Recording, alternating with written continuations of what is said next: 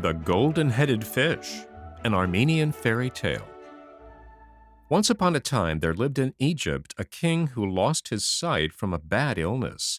Of course, he was very unhappy, and became more so as months passed, and all the best doctors in the land were unable to cure him. The poor man grew so thin from misery that everyone thought he was going to die, and the prince, his only son, thought so too. Great was therefore the rejoicing through Egypt when a traveler arrived in a boat down the river Nile, and after questioning the people as to the reason of their downcast looks, declared that he was court physician to the king of a far country, and would, if allowed, examine the eyes of the blind man. He was at once admitted into the royal presence, and after a few minutes of careful study announced that the case, though very serious, was not quite hopeless.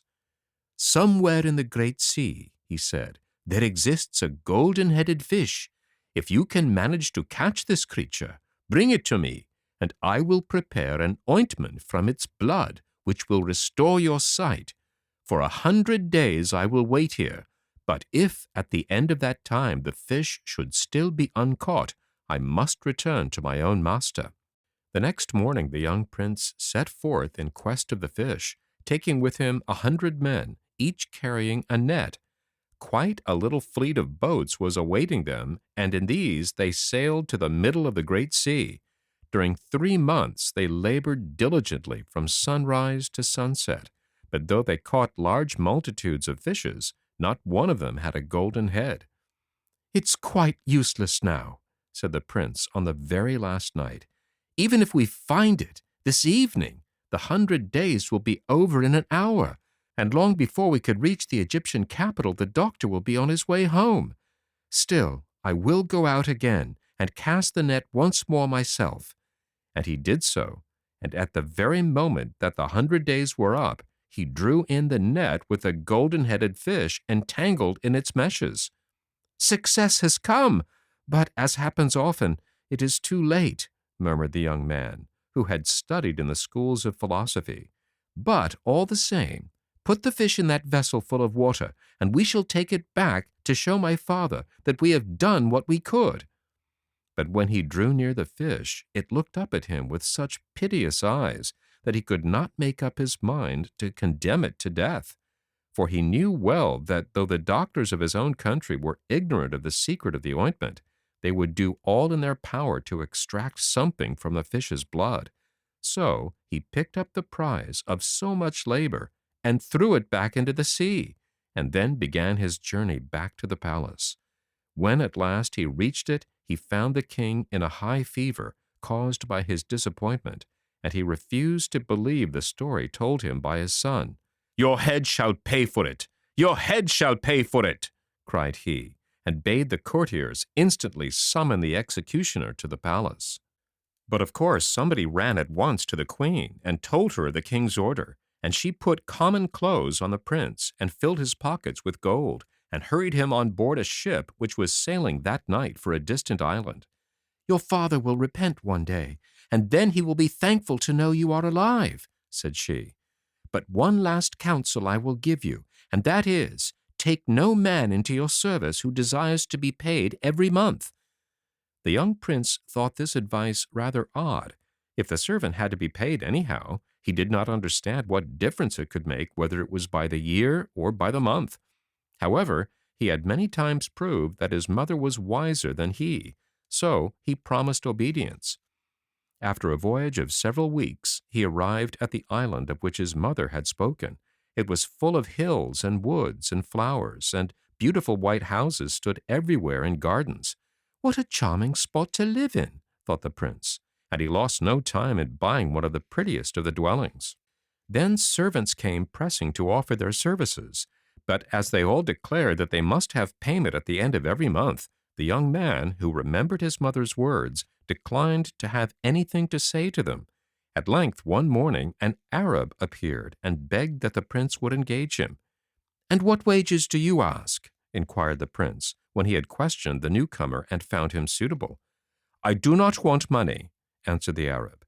"At the end of a year, you can see what my services are worth to you, and you can pay me in any way you like." and the young man was pleased and took the Arab for his servant.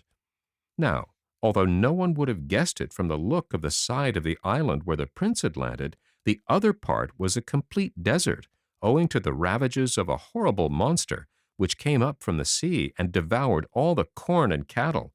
The governor had sent bands of soldiers to lie in wait for the creature in order to kill it, but somehow no one ever happened to be awake at the moment that the ravages were committed. It was in vain that the sleepy soldiers were always punished severely. The same thing invariably occurred next time, and at last heralds were sent throughout the island to offer a great reward to the man who could slay the monster. As soon as the Arab heard the news, he went straight to the governor's palace. "If my master can succeed in killing the monster, what reward will you give him?" asked he. "My daughter, and anything besides that he chooses," answered the governor. But the Arab shook his head. "Give him your daughter and keep your wealth," said he, "but henceforward let her share in your gains, whatever they are." "It is well," replied the governor, and ordered a deed to be prepared, which was signed by both of them. That night the Arab stole down to the shore to watch, but before he set out he rubbed himself all over with some oil, which made his skin smart so badly that there was no chance of his going to sleep, as the soldiers had done. Then he hid himself behind a large rock and waited. By and by a swell seemed to rise on the water, and a few minutes later a hideous monster, part bird, part beast, and part serpent, stepped noiselessly onto the rocks. It walked stealthily up towards the fields, but the Arab was ready for it, and as it passed, plunged his dagger into the soft part behind the ear. The creature staggered and gave a loud cry, and then rolled over dead, with its feet in the sea. The Arab watched for a little while, in order to make sure that there was no life left in his enemy. But as the huge body remained quite still, he quitted his hiding place and cut off the ears of his foe. These he carried to his master, bidding him show them to the governor, and declare that he himself and no other had killed the monster. "But it was you and not I who slew him," objected the prince. "Never mind. Do as I bid you. I have a reason for it," answered the Arab, and though the young man did not like taking credit for what he had never done, at length he gave in. The governor was so delighted at the news that he begged the prince to take his daughter to wife that very day, but the prince refused, saying that all he desired was a ship which would carry him to see the world. Of course, this was granted him at once, and when he and his faithful Arab embarked, they found heaped up in the vessel stores of diamonds and precious stones, which the grateful governor had secretly placed there.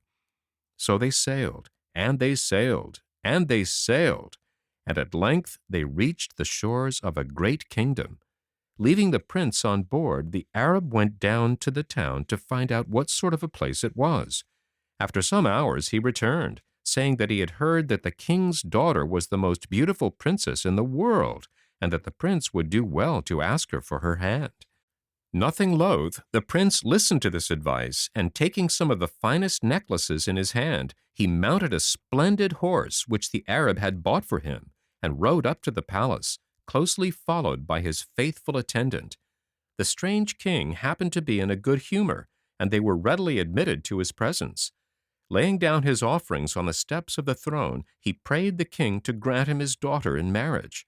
The monarch listened to him in silence, but answered after a pause, "Young man, I will give you my daughter to wife, if that is your wish.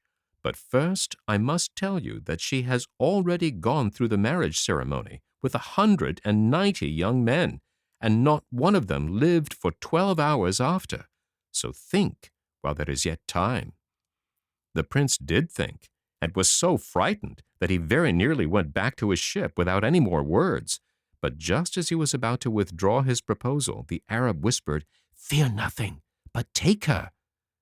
"The luck must change sometime," he said at last, "and who would not risk his head for the hand of such a peerless princess?" "As you will," replied the king. "Then I will give orders that the marriage shall be celebrated tonight." And so it was done, and after the ceremony the bride and bridegroom retired to their own apartments to sup by themselves, for such was the custom of the country.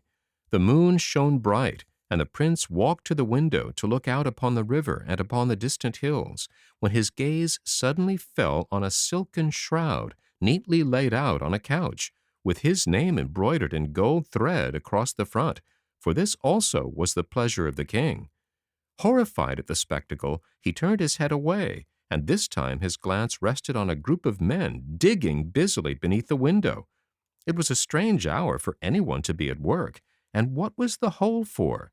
It was a curious shape, so long and narrow, almost like— Ah, yes, that was what it was. It was his grave that they were digging. The shock of the discovery rendered him speechless, yet he stood fascinated and unable to move. At this moment, a small black snake darted from the mouth of the princess, who was seated at the table, and wriggled quickly towards him. But the Arab was watching for something of the sort to happen, and seizing the serpent with some pincers that he held in one hand, he cut off its head with a sharp dagger. The king could hardly believe his eyes when, early the next morning, his new son-in-law craved an audience of his majesty. "What, you?" he cried as the young man entered. "Yes, I. Why not?" asked the bridegroom, who thought it best to pretend not to know anything that had occurred. "You remember I told you that the luck must turn at last, and so it has. But I came to ask whether you would be so kind as to bid the gardeners to fill up a great hole right underneath my window, which spoils the view." "Oh, certainly. Yes, of course it shall be done," stammered the king. "Is there anything else?" "No, nothing, thank you," replied the prince, as he bowed and withdrew. Now, from the moment that the Arab cut off the snake's head, the spell, or whatever it was, seemed to have been taken off the princess, and she lived very happily with her husband.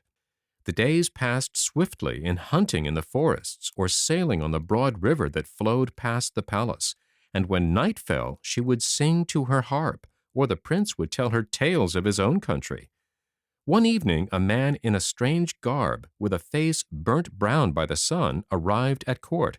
He asked to see the bridegroom, and falling on his face announced that he was a messenger sent by the Queen of Egypt, proclaiming him king in succession to his father, who was dead.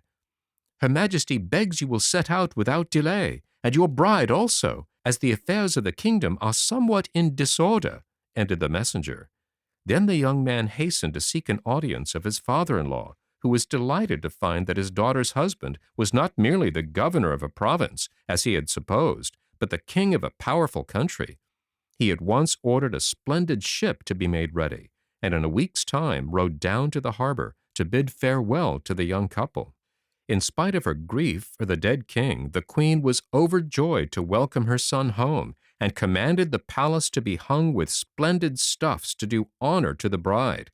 The people expected great things from their new sovereign, for they had suffered much from the harsh rule of the old one, and crowds presented themselves every morning with petitions in their hands, which they hoped to persuade the king to grant.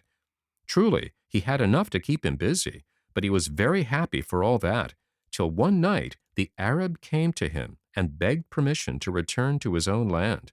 Filled with dismay, the young man said, "Leave me? Do you really wish to leave me?" Sadly, the Arab bowed his head. "No, my master, never could I wish to leave you, but I have received a summons, and I dare not disobey it." The king was silent, trying to choke down the grief he felt at the thought of losing his faithful servant. "Well, I must not try to keep you," he faltered out at last. "That would be a poor return for all that you have done for me. Everything I have is yours. Take what you will, for without you I should long ago have been dead." "And without you I should long ago have been dead," answered the Arab. "I am the golden-headed fish."